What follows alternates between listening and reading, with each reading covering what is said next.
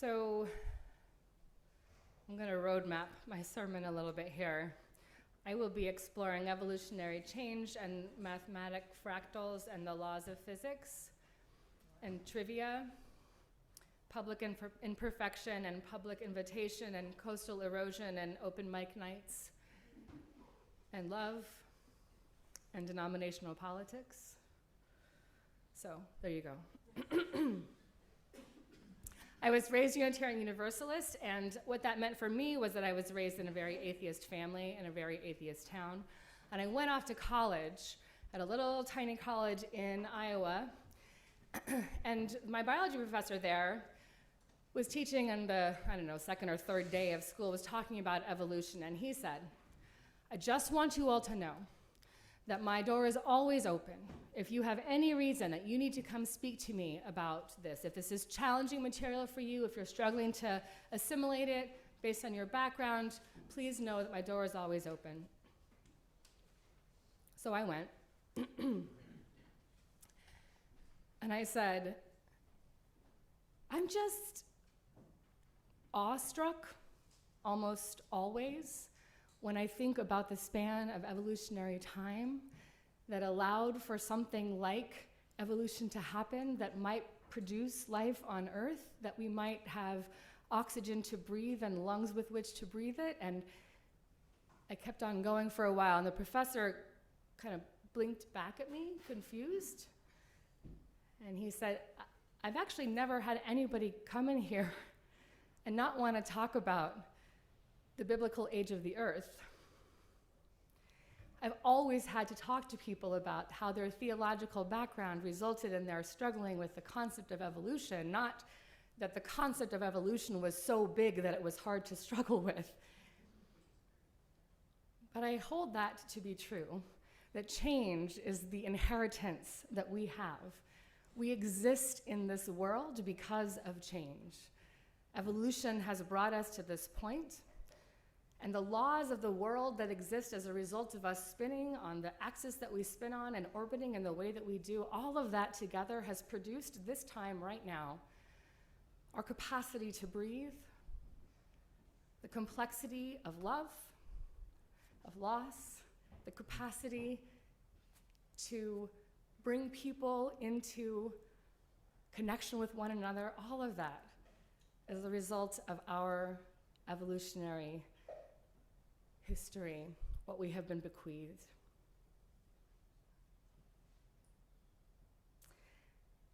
Louis Fisher was an early Universalist theologian from 1922, and in his book, Which Way, he wrote, "Universalists are often asked to tell where they stand, and the only true answer to give to this question is that we do not stand at all, we move. We do not stand still, nor do we defend any immovable positions. We grow, as all living things forever must do. The main questions with Universalists are not where we stand, but which way we are moving. Our main interest is to perceive what is true progress and to keep our movements in line with that, and not to allow ourselves to move around and around in circles simply like a squirrel in a cage, spouting old worn phrases that might be losing their old meanings. It is for us to forever find new meanings in light of our new experiences." At the top of your order of service, I included a quotation from the Reverend Eugene Pickett, which he shared when he assumed the presidency of the UUA in 1979.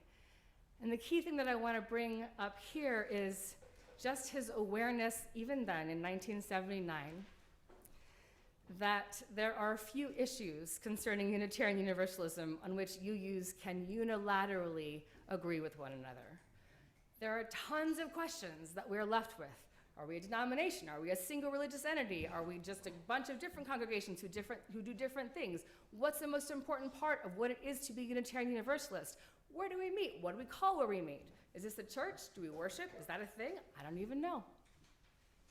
All of those things, he said, were up for debate. We don't believe the same thing, he reminded us. But even as we don't believe the same thing, We always, always seem to be searching, he was saying, for something that we could say, that's what I, parentheses, more or less, believe. I feel like Unitarian Universalists really enjoy parentheses. More or less. Feels like about as much as we can handle. But the one thing that I feel like I can say with firmness is that Eugene Pickett and Louis Fisher and all of the Unitarian Universalist forebears who preceded us, they would all agree with this, is that we belong to one another. We belong to one another. If to nothing else, we belong to one another. And sometimes that's really challenging. It can be hard to belong or to feel as though you belong when you disagree with somebody. It can be hard to invite somebody into belonging when you feel like, I'm not feeling very good myself right now. I kind of feel imperfect. I kind of feel broken. Do I want to be belonged to? Do I want to belong? In her book, Stubborn Grace, the Reverend Kate Landis quotes the Dalai Lama saying that when we make a mistake, we need to ask, can I love this too?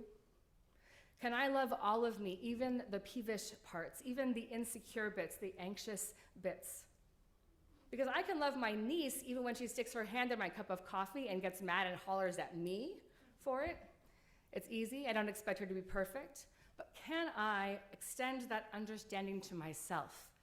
Reverend Landis asks. Can I love my anxiety, my depression, my addiction, my desire to seem like I have my stuff together, even when I'm freaking out? Can I love all of me? Love is really complicated. It's such a simple word, and we just put it in the center of this graphic and say, something here needs to be orbiting around this. But how do we even talk about that kind of love? The love that's being referenced at the center of that. Reverend Nancy MacDonald Ladd suggested that we often put our love in boxes with qualifications. I will love you if, parentheses. I will love you if, I will see you if, I will bear the truth of my soul alongside you if and only if you agree with me, you look like me, you wear your gender on your sleeve and you produce it upon demand.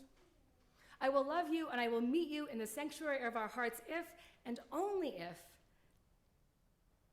What if our love was bigger than that? What if we were able to imagine a love so comprehensive that it could be the gravitational center of something so much bigger than we had ever imagined? We belong to one another through the power of love. Big picture.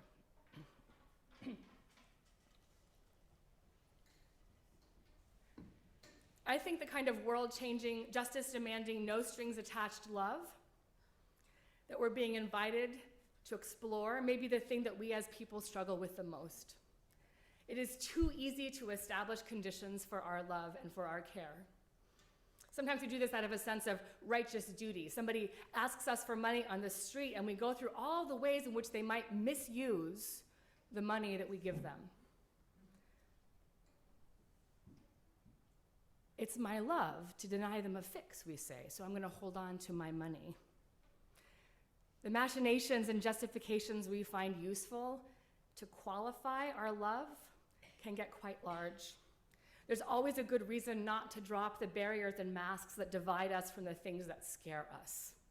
From a love that has so much transcendent power that I may be more afraid of that power than the injustice that I see before me. I am more afraid of dropping my mask and showing my love than I am of witnessing injustice. Could that be possible? But the thing is, we are the product of evolutionary change. Everything in our life up to this point has been nothing but change. It has all been momentary, ephemera. Over the past couple of weeks, I've spent my time wandering the south shore of the island, running into a lot of people who are doing the same disaster tour that I am. Going to Lucy Vincent Beach and saying, what has happened to this place? I know that you all, as residents of this island, are aware that what the ocean taketh, sometimes it giveth back. So we have no idea what will happen with that beach over the next several months as the winter storms continue to beat upon us. And yet, we look at it and say, it's not what it was, and I'm sad. This was a place of comfort for me, and it's different, and I don't know how I feel about that. I don't know how I feel about whether or not it's possible for me to manage thinking of finding solace in a place that is no longer as comfortable or home or recognizable. But the only constant in our life is change. So much about our world changes. We experience grief and sorrow and loss and gratitude, and we express love and delight, and we laugh and we dance and we wail and we crawl under our covers and pray for a new day because this one was a dumpster fire. And for the most part, with a few exceptions on any given day, but no exceptions in the grander scheme, we are all going to die after all. For the most part, we are granted new days into which we can move, and we can practice all the emotional highs and lows that are forever accompanying us and that characterize what it means to live.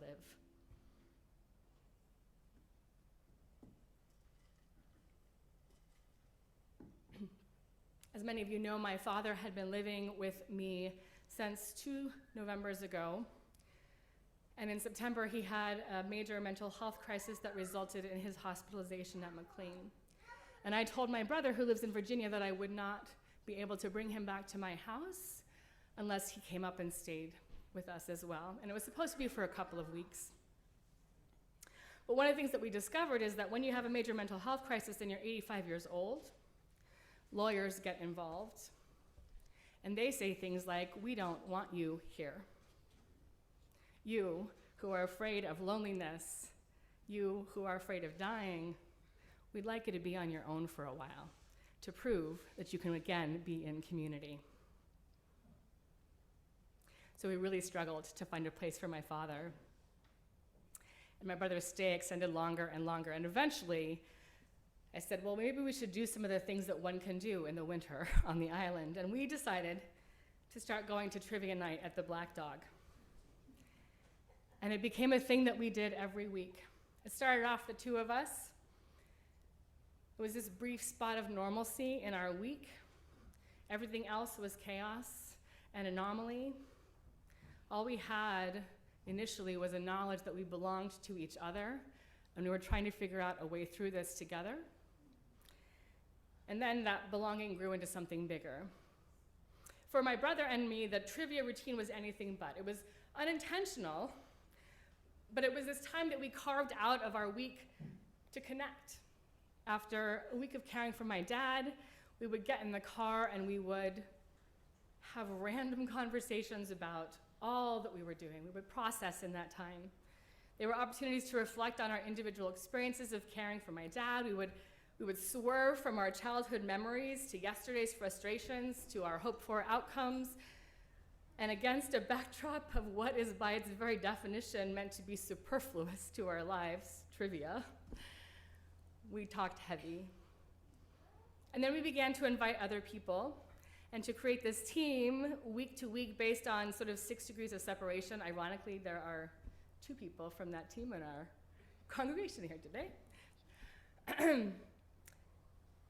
Still, we would use our travel time for personal connection, and then our time with our group was like singing one-hit wonders and laughing at our ideas and trying to piece together through our collective mind what might be an answer. We went through all the highs and lows that accompany benign dopamine hits.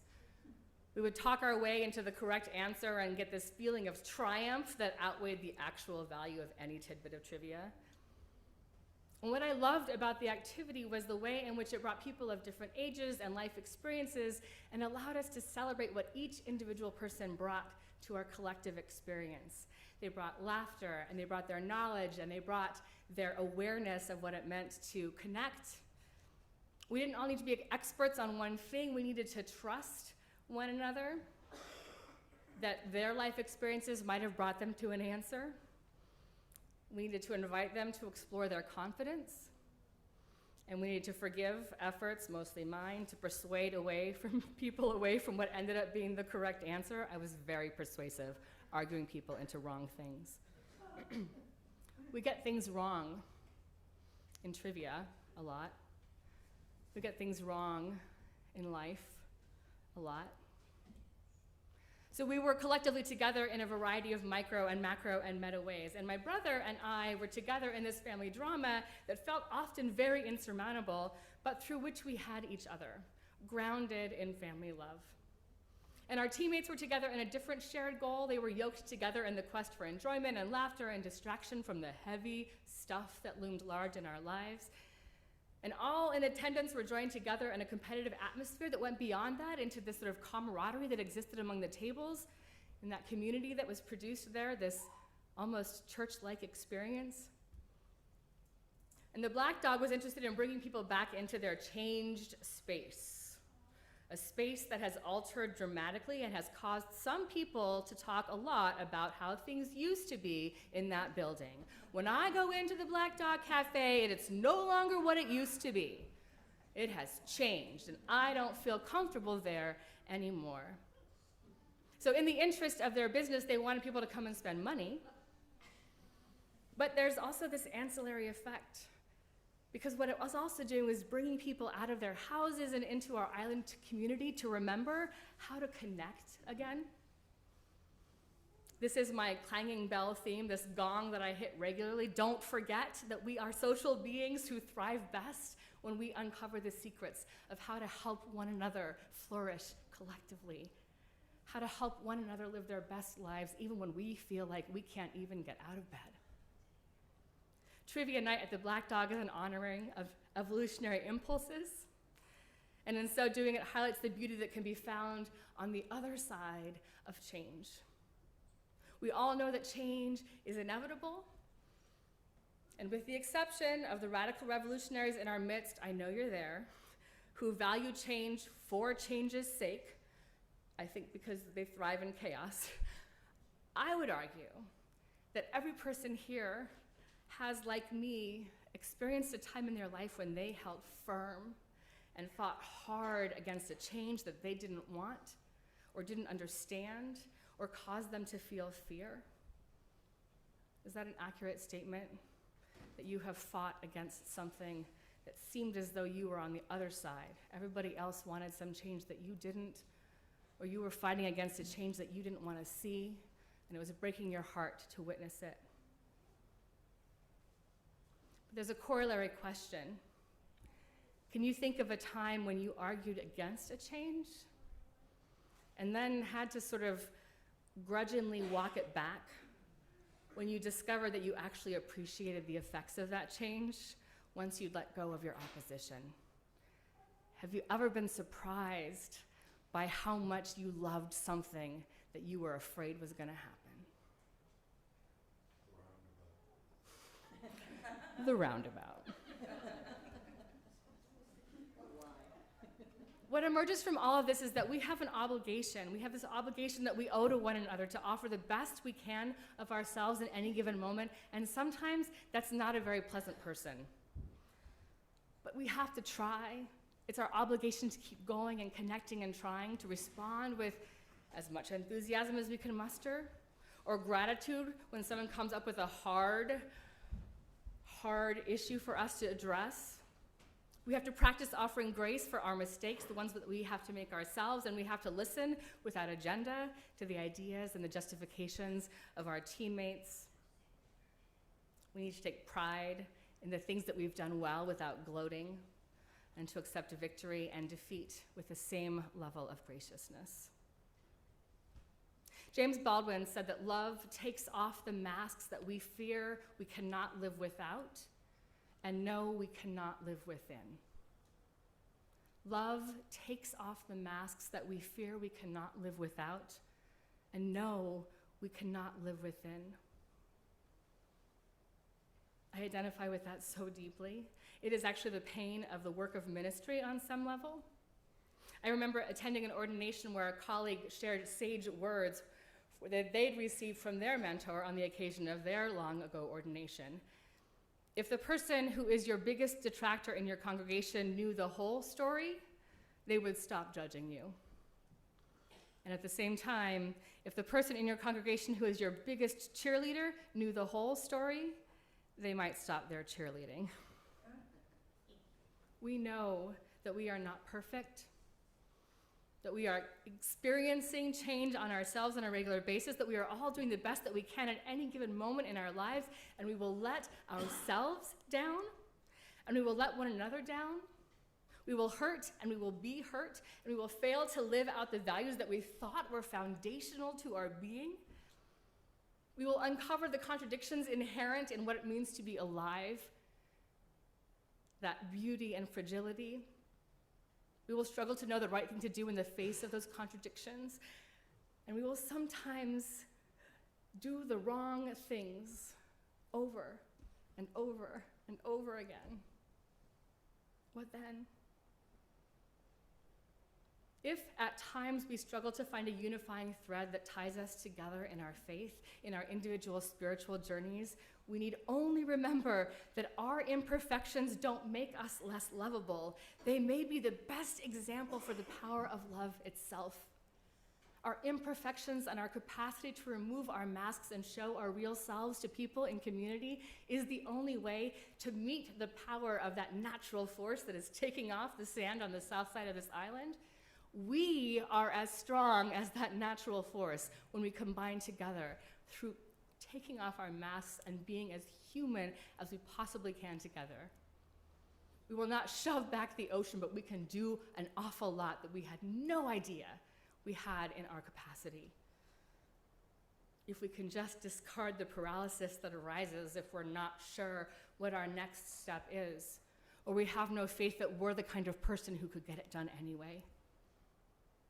Our entire existence on this planet is due to unplanned change, to hereditary mistakes and adaptations that prove useful once the beasties who evolved with those mistakes learn to embrace them and harness the power of those changes for the benefit of themselves as individuals and for the benefit of the communities in which they evolved.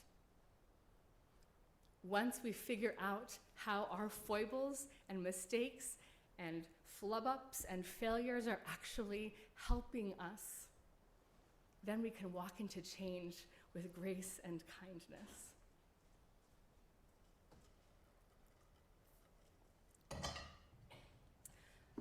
My trivia card talks with my brother were recursive explorations of confession and confusion and self-recrimination and shame, followed by words that indicated that even though I might know in my head that what happened with my dad was not my fault, my heart was struggling to forgive. And each time I got to that point, my brother would kindly point out to me some version of, I know you feel that way sometimes. I know it's a struggle for you. And I want you to know that it's not true. And so I will keep saying that until you start to let it in more. Lather, rinse, repeat. Couldn't we say that to everybody in our lives? I know you feel bad sometimes. I know you feel responsible for things that may not be your fault. And I want you to know that it's not true. And so let's keep on saying it until we let it in more and more and more and more. May it be so. Amen.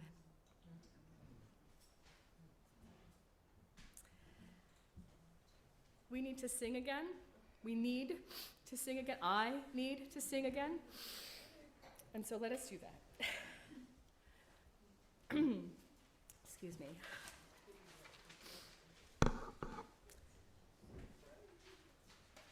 Hymn number 1017, Building a New Way. Please rise and embody your spirit.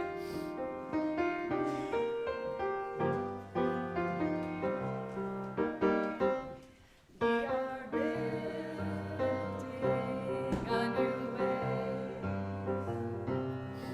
are building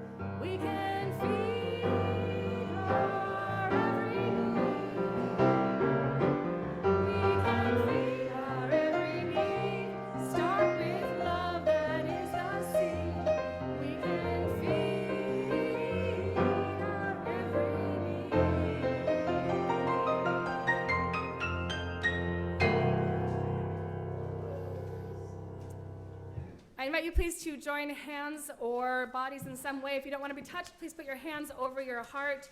We know that you're with us in spirit. If you're comfortable touching a hand or a shoulder, find somebody to connect with, because you know that you belong to one another. With these words from Omid Safi, go be your best self, be your most beautiful self, be your luminous self, be your most generous self, be your most mistaken self, be your most radically loving self. And when you fall short of that, as we all do, and we all have, bounce back and return again. There is a grace in this returning to your luminous self. May it be so. Amen.